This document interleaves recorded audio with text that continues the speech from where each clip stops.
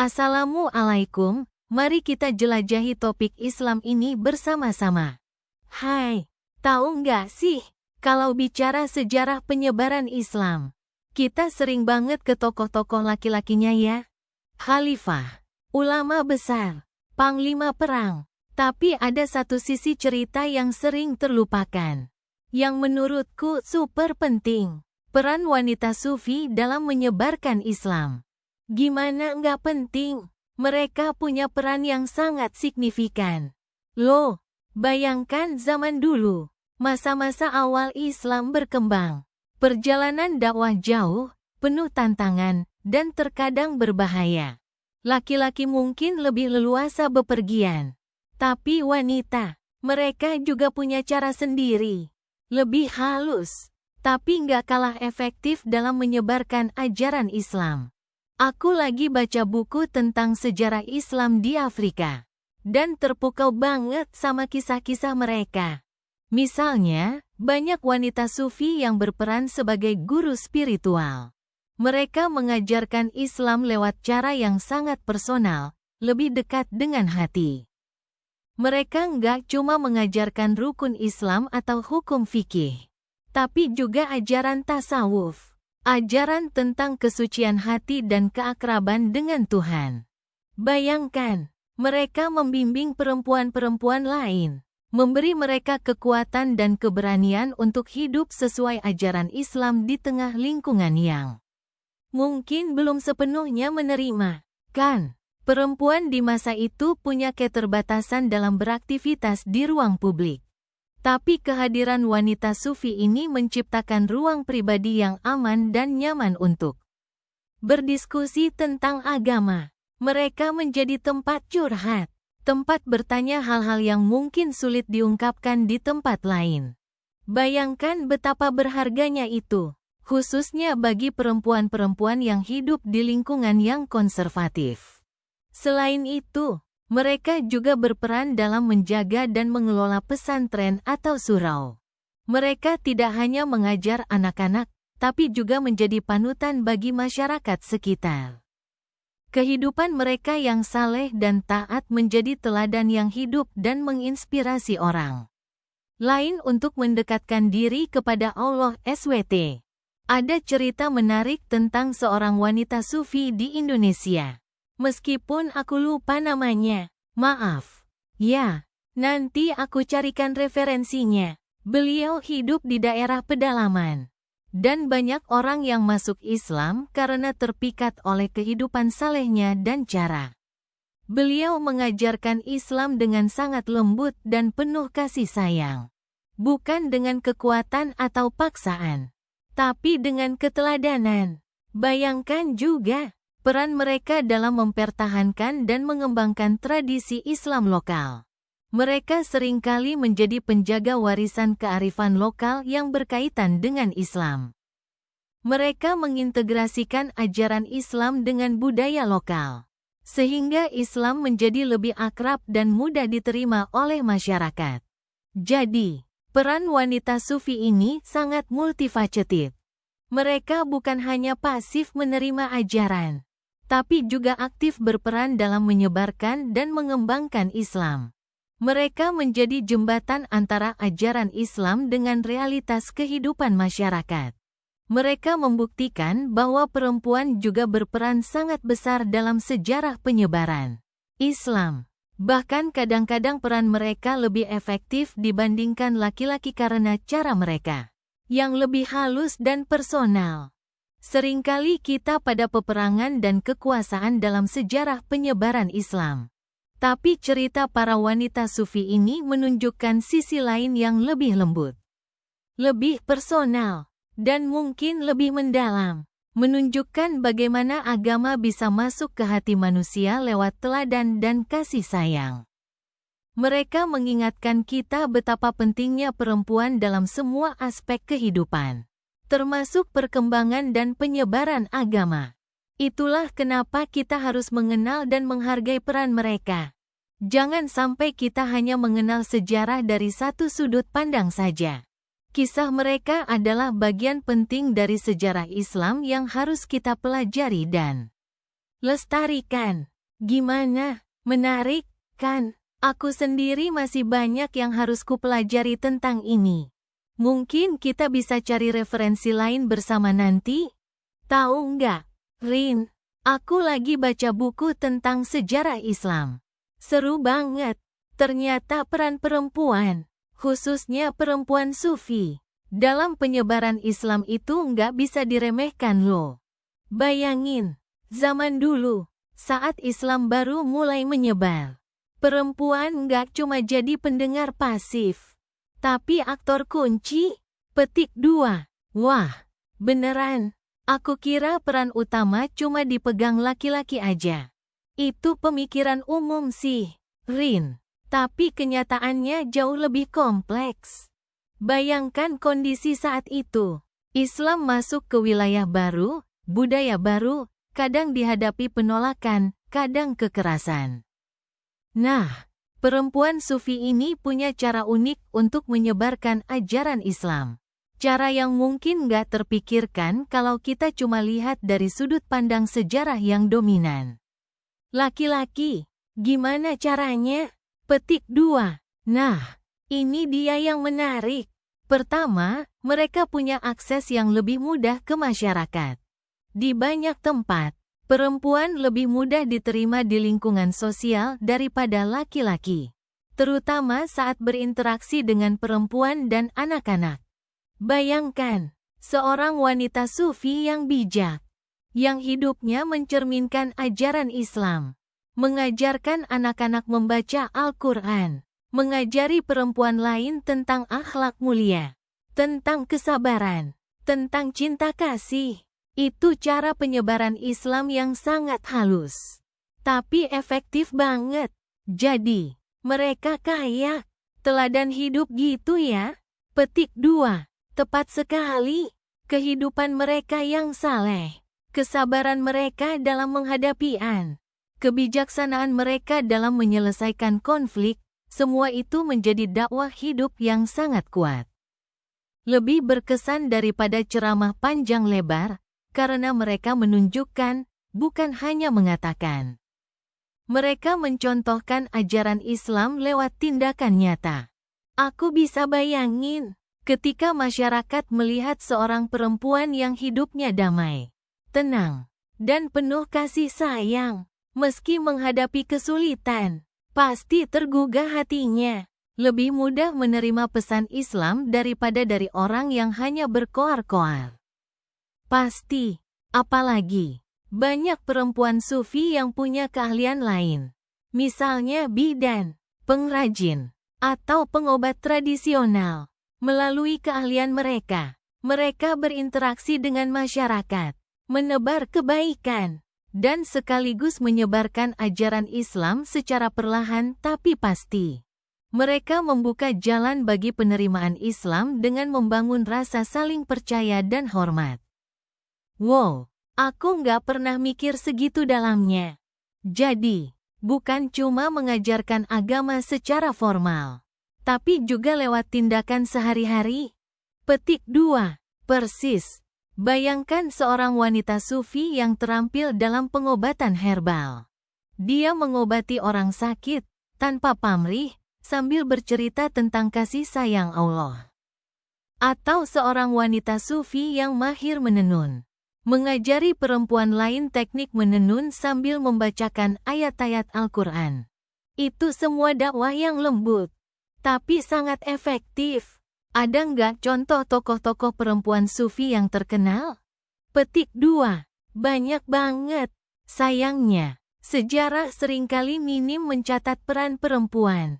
Tapi kita bisa menemukan jejak mereka dalam cerita-cerita lisan, dalam puisi-puisi Sufi, dan dalam berbagai riwayat. Mereka mungkin bukan sosok yang namanya tertulis besar dalam buku sejarah resmi, tapi pengaruh mereka terhadap penyebaran Islam sangat besar. Bisa dibayangkan betapa besar pengorbanan dan keteguhan hati mereka. Mereka berjuang dalam kondisi yang mungkin jauh lebih sulit daripada laki-laki. Tetapi mereka tetap teguh dalam keyakinan dan misi mereka. Benar banget, mereka menghadapi berbagai tantangan, baik dari dalam maupun luar. Ada stigma sosial, ada tantangan fisik, tapi mereka tetap gigih. Mereka membuktikan bahwa penyebaran Islam bukan hanya tugas laki-laki, tapi juga perempuan. Bahkan perempuan bisa menjadi penggerak utama dalam ini. Jadi, cerita tentang peran wanita sufi ini menunjukkan sebuah perspektif yang selama ini kurang terlihat. Ya, betapa pentingnya untuk memahami sejarah dari berbagai sudut pandang. Pasti, seringkali kita hanya melihat sejarah dari satu sisi dan melewatkan detail-detail penting yang justru membuat cerita menjadi lebih kaya dan mendalam. Kisah para perempuan sufi bukti bahwa penyebaran Islam adalah yang kompleks, dinamis, dan melibatkan semua lapisan masyarakat, termasuk perempuan. Ini bikin aku jadi penasaran untuk mempelajari lebih banyak lagi tentang mereka. Terima kasih ya, udah cerita banyak hal menarik ini. Petik 2. Sama-sama, Rin. Senang bisa berbagi. Semoga cerita ini bisa memberi wawasan baru tentang peran perempuan dalam sejarah Islam. Tahu nggak? Aku lagi baca buku tentang sejarah Islam. Dan ternyata peran perempuan itu, wah, luar biasa. Gak cuma di rumah tangga. Loh, mereka punya peran penting banget. Terutama para wanita sufi. Wah, beneran. Aku kira cuma laki-laki aja yang jadi tokoh penting di agama. Nah, itu dia yang salah kaprah. Kita sering banget cuma dengar cerita tentang para ulama laki-laki, Khulafaur Rasyidin, dan para sultan. Padahal, di balik kesuksesan penyebaran Islam, banyak banget peran perempuan yang terlupakan. Salah satunya, para wanita sufi ini. Wanita sufi? Gimana sih ceritanya? Petik 2. Jadi, gini. Tahu kan sufisme? Itu kan ajaran Islam yang menekankan pada penghayatan spiritual yang mendalam, dekat dengan Tuhan. Nah, para wanita sufi ini juga menjalani jalan spiritual yang sama kerasnya. Bahkan lebih menantang, karena mereka harus berjuang melawan stigma sosial yang masih kuat saat itu. Stigma sosial gimana? Petik 2. Bayangkan, zaman dulu kan posisi perempuan masih sangat terbatas. Mereka diharapkan hanya berpada urusan rumah tangga. Tapi para wanita sufi ini berani melampaui batasan itu. Mereka menuntut ilmu agama, menjalani riyadah, latihan spiritual yang berat, bahkan berdakwah dan menyebarkan ajaran Islam. Hebat banget, kan? Petik 2. Wow, memang berani banget ya mereka. Kira-kira gimana cara mereka berdakwah? Petik 2. Beragam banget caranya. Ada yang lewat puisi-puisi indah yang bernafaskan tauhid dan kasih sayang ilahi. Puisi-puisi itu jadi media yang efektif untuk menyampaikan pesan Islam, khususnya di tengah masyarakat yang mungkin belum terbiasa dengan ceramah formal. Bayangkan, kata-kata indah yang menyentuh hati, menyampaikan ajaran Islam secara lembut tapi penuh makna. Itu jauh lebih efektif daripada paksaan, kan? Petik 2. Iya juga ya. Terus, ada cara lain lagi nggak? Petik 2. Tentu, ada yang berdakwah lewat contoh teladan hidup mereka. Ketaatan mereka pada ajaran Islam. Kesabaran mereka dalam menghadapi keikhlasan mereka dalam beramal. Semua itu jadi inspirasi bagi orang-orang di sekitarnya. Mereka jadi teladan yang hidup, bukti nyata keindahan Islam. Bayangkan, hidup mereka sendiri adalah dakwah berjalan. Petik 2. Keren banget. Jadi, bukan cuma ceramah doang ya, tapi juga lewat karya seni dan keteladanan. Petik 2. Tepat sekali. Ada juga yang melalui pendidikan. Banyak wanita sufi yang mendirikan pesantren atau majelis taklim, mendidik generasi muda, mengajarkan Al-Quran, dan ilmu-ilmu agama lainnya. Jadi, Mereka berperan penting dalam menjaga kelangsungan ajaran Islam dan mencetak kader-kader Muslim yang berkualitas. Wah, jadi peran mereka multifaceted banget ya. Gimana sih mereka bisa menghadapi tantangan di masa itu? Petik 2. Tentu ada tantangannya. Mereka berhadapan dengan prasangka, penolakan, bahkan perlakuan tidak adil. Tapi mereka tetap teguh pada pendirian dan keyakinan mereka. Mereka menjadikan kekuatan spiritual sebagai benteng pertahanan. Doa, zikir, dan kedekatan dengan Tuhan memberikan mereka kekuatan untuk menghadapi segalaan.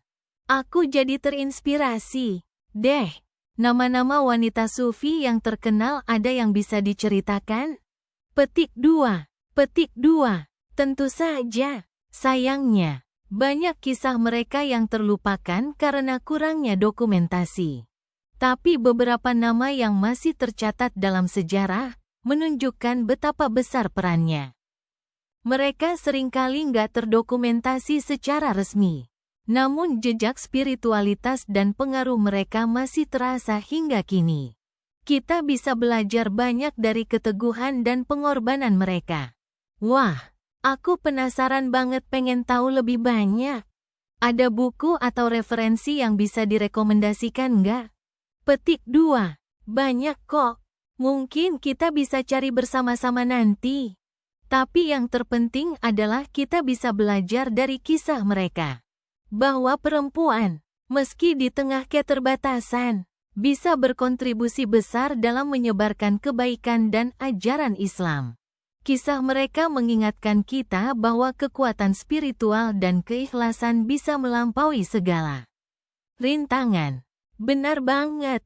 Aku jadi berpikir ulang. Selama ini aku hanya pada peran laki-laki dalam sejarah Islam. Terima kasih ya, udah kasih tahu cerita ini. Aku jadi lebih menghargai peran wanita dalam sejarah Islam. Khususnya para wanita sufi yang luar biasa ini. Sama-sama, senang bisa berbagi. Semoga kita bisa terus belajar dan mengapresiasi kontribusi mereka dalam mewarnai perjalanan Islam. Tahu nggak sih, kita udah hampir selesai ngobrol tentang peran wanita sufi dalam penyebaran Islam. Rasanya baru kemarin kita mulai ngebahas Rabi'ah al-Adawiyah.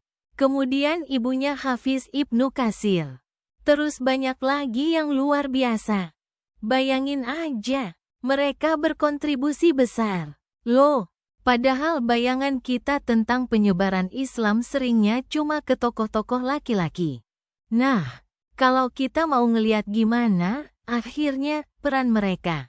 Sebenarnya nggak ada satu titik akhir yang tegas gitu. Kan? Bukan kayak cerita dongeng yang tiba-tiba, dan mereka hidup bahagia selamanya. Lebih tepatnya, perannya itu bertransformasi, berkembang seiring berjalannya waktu dan perubahan konsosial. Pertama, kita perlu ingat bahwa Islam itu sendiri berkembang dinamis. Agama ini menyesuaikan diri dengan budaya dan situasi di berbagai tempat. Begitu juga dengan peran wanita. Di awal-awal penyebaran Islam, banyak wanita sufi bertindak sebagai pendakwah langsung, mengajar, membimbing, bahkan memimpin tarekat.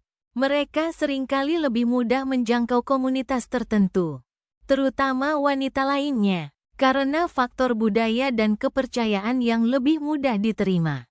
Mereka bisa berbagi ilmu, pengalaman spiritual, bahkan melakukan penyembuhan dengan cara-cara yang dianggap sakral di masanya. Tapi, seiring berjalannya waktu, munculnya berbagai madrasah dan lembaga pendidikan Islam yang lebih formal. Peran wanita sufi mungkin secara perlahan bergeser. Bukan berarti berkurang, loh ya. Tapi mungkin bentuknya berubah. Mereka mungkin lebih banyak berperan dalam mendidik di lingkungan keluarga. Menjadi teladan spiritual di komunitas mereka. Atau menyimpan dan melestarikan ilmu tasawuf melalui jalur lisan. Dari satu generasi ke generasi. Bayangin aja, Sebuah tarekat terbentuk berkat ajaran seorang wanita sufi. Kemudian ajaran dan praktik spiritual itu diteruskan oleh murid-muridnya, termasuk murid wanita. Penerusan ilmu ini kan berkelanjutan, terus mengalir. Meskipun nama-nama spesifiknya mungkin tidak selalu tercatat secara sistematis dalam sejarah formal, tapi pengaruh mereka tetap ada dan terus dirasakan. Seperti arus bawah tanah yang kuat, menggerakkan perkembangan tasawuf dan penyebaran Islam secara umum. Selain itu, kita juga harus mempertimbangkan politik dan sosial. Di beberapa periode sejarah, ada periode di mana wanita mendapatkan ruang yang lebih luas untuk berkontribusi di bidang publik. Dan ada juga periode yang lebih restriktif. Kondisi ini pasti berpengaruh terhadap keterbatasan dan peluang bagi para wanita sufi. Namun, ini tidak berarti mereka berhenti berkontribusi. Mereka mungkin memilih cara-cara yang lebih tersembunyi, lebih pribadi. Tetapi pengaruh spiritual mereka tetap memberikan dampak yang besar. Misalnya, bayangkan seorang wanita sufi yang hidup di masa pemerintahan yang kurang toleran terhadap peran publik wanita. Dia mungkin tidak bisa secara terang-terangan mengajar di masjid atau madrasah.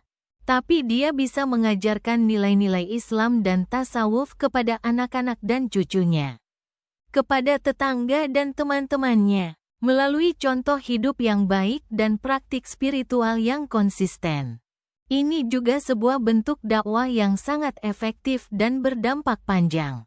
Jadi, menarik kan? Peran wanita sufi ini bukan sesuatu yang tiba-tiba hilang begitu saja.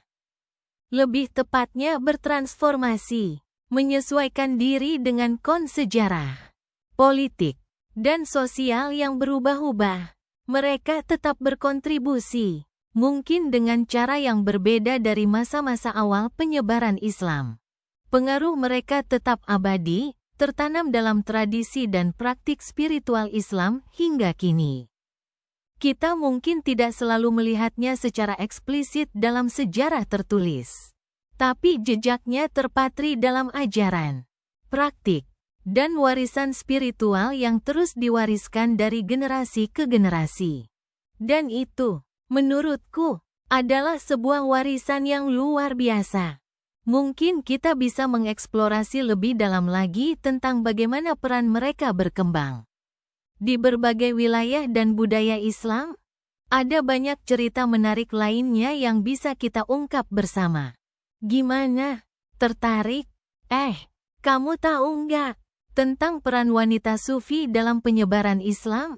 Aku lagi baca buku tentang ini. Ternyata keren banget. Petik 2. Wah, serius? Aku cuma tahu sedikit banget tentang sufisme. Apalagi peran wanita di dalamnya. Biasanya kan yang kita dengar tokoh-tokoh besarnya laki-laki. Ya, petik 2. Betul banget. Itu yang bikin aku juga kaget. Ternyata, peran wanita sufi itu penting banget, bahkan nggak bisa diabaikan dalam sejarah Islam. Mereka nggak cuma ibu rumah tangga atau istri para sufi, tapi punya peran aktif dan berpengaruh dalam menyebarkan ajaran Islam. Loh, petik 2. Wah, gimana caranya? Aku penasaran banget. Petik 2. Nah, ini dia yang menarik. Bayangkan zaman dulu. Perjalanan para ulama menyebarkan Islam itu kan terkadang jauh dan penuh tantangan. Wanita sufi ini punya peran yang unik. Mereka seringkali menjadi jembatan antara para ulama dan masyarakat, terutama wanita-wanita di masyarakat itu sendiri. Mereka lebih mudah diterima, lebih mudah membangun kepercayaan. Oh, iya. Mungkin lebih mudah bagi wanita untuk mendekati dan membimbing wanita lainnya. Ya, lebih nyaman, lebih terbuka. Tepat sekali. Mereka nggak cuma mengajarkan ajaran Islam secara langsung, tapi juga melalui contoh hidup mereka. Keteladanan mereka dalam kesabaran, keikhlasan, dan pengabdian kepada Allah itu sangat berpengaruh. Mereka menunjukkan bagaimana Islam itu indah dan menenangkan. Bukan sesuatu yang menakutkan atau kaku. Bisa dibayangkan bagaimana seorang wanita yang hidupnya penuh perjuangan, tapi tetap teguh berpegang pada ajaran Islam. Itu pasti menginspirasi banyak orang. Pasti. Contohnya, banyak wanita sufi yang aktif dalam kegiatan sosial, membantu orang miskin, merawat orang sakit, dan menolong mereka yang membutuhkan. Bayangkan, di tengah situasi yang sulit, mereka masih bisa menunjukkan kasih sayang dan kepedulian yang luar biasa. Itu kan mencerminkan nilai-nilai Islam yang sebenarnya. Benar juga. Jadi, mereka nggak cuma menyebarkan ajaran Islam secara verbal, tapi juga lewat tindakan nyata. Ya, petik 2, persis. Dan itu lebih berkesan, lebih nyentuh daripada sekadar ceramah. Mereka menjadi contoh hidup yang nyata, menunjukkan bagaimana ajaran Islam diterapkan dalam kehidupan sehari-hari. Mereka mengajarkan tentang pentingnya tasawuf, tentang membersihkan hati, tentang mendekatkan diri kepada Allah SWT. Bukan hanya lewat ritual keagamaan saja, tapi juga melalui amal perbuatan. Lalu, bagaimana dengan cara penyebaran Islam lainnya yang dilakukan para wanita sufi ini? Apakah mereka juga aktif dalam menulis atau mengajar? Petik 2. Tentu saja, ada banyak wanita sufi yang menulis syair-syair indah yang penuh makna. Karya-karya sastra mereka seringkali digunakan untuk menyampaikan pesan-pesan keagamaan dengan cara yang indah dan mudah dipahami. Beberapa di antara mereka juga membuka majelis taklim atau mengajarkan ilmu agama kepada para wanita lainnya. Jadi, mereka berperan sebagai ulama wanita, guru, dan inspirator bagi banyak orang. Wow, bayangan aku tentang wanita sufi jadi jauh lebih luas sekarang. Bukan sekadar figur yang pasif, tapi aktif dan berkontribusi besar. Betul banget, mereka adalah bukti nyata bahwa wanita memiliki peran penting dalam perkembangan dan penyebaran Islam. Kisah hidup mereka mengajarkan kita betapa kuatnya iman dan keikhlasan seorang wanita dalam menghadapi berbagai tantangan hidup. Mereka menjadi contoh bagi kita untuk selalu berusaha menjadi pribadi yang lebih baik, menebar kebaikan, dan mengamalkan ajaran Islam secara kafah. Nah, menariknya lagi, kita bisa belajar banyak dari kisah-kisah mereka untuk saat ini. Apa yang bisa kita ambil sebagai pelajaran? Petik 2. Banyak sekali. Pertama, kita belajar tentang pentingnya kesetaraan gender dalam beragama. Para wanita sufi menunjukkan bahwa wanita juga punya kapasitas dan kemampuan untuk berperan aktif dalam menyebarkan ajaran Islam. Kedua, kita belajar tentang pentingnya keikhlasan dan pengabdian dalam beramal. Ketiga, kita belajar bahwa penyebaran agama itu bisa dilakukan dengan berbagai cara. Tidak hanya dengan ceramah atau dakwah formal, tapi juga melalui tindakan nyata dan keteladanan. Benar sekali, keteladanan mereka mengingatkan kita untuk selalu berusaha menjadi pribadi yang lebih baik dan bermanfaat bagi sesama. Dan juga, kita belajar bahwa penyebaran Islam tidak hanya tugas para ulama saja, tapi tanggung jawab kita semua sebagai umat Islam. Persis, kisah peran wanita sufi ini mengingatkan kita untuk tidak pernah meremehkan kekuatan wanita dalam membawa perubahan positif. Kita harus terus belajar dari mereka, meneladani keteguhan iman dan kepedulian sosial mereka, dan terus menyebarkan ajaran Islam dengan cara-cara yang baik dan bijaksana. Jadi, kalau kita renungkan, peran wanita sufi dalam penyebaran Islam ini mengajarkan kita tentang pentingnya kesetaraan, keikhlasan, keteladanan, dan cara menyebarkan kebaikan lewat tindakan nyata. Pesannya sangat relevan hingga saat ini. Ya, petik 2. Sangat relevan. Kisah mereka menginspirasi kita untuk terus berjuang, berkontribusi, dan menjadi pribadi yang lebih baik, sesuai dengan ajaran Islam yang rahmatan lil alamin. Terima kasih ya, udah berbagi cerita yang menarik banget ini. Aku jadi lebih menghargai dan memahami peran wanita dalam Islam. Sama-sama, aku juga senang bisa berbagi. Semoga kita bisa terus belajar dan meneladani kebaikan mereka. Sampai jumpa. Semoga Allah memberkati kita semua. Itu pembahasan hari ini.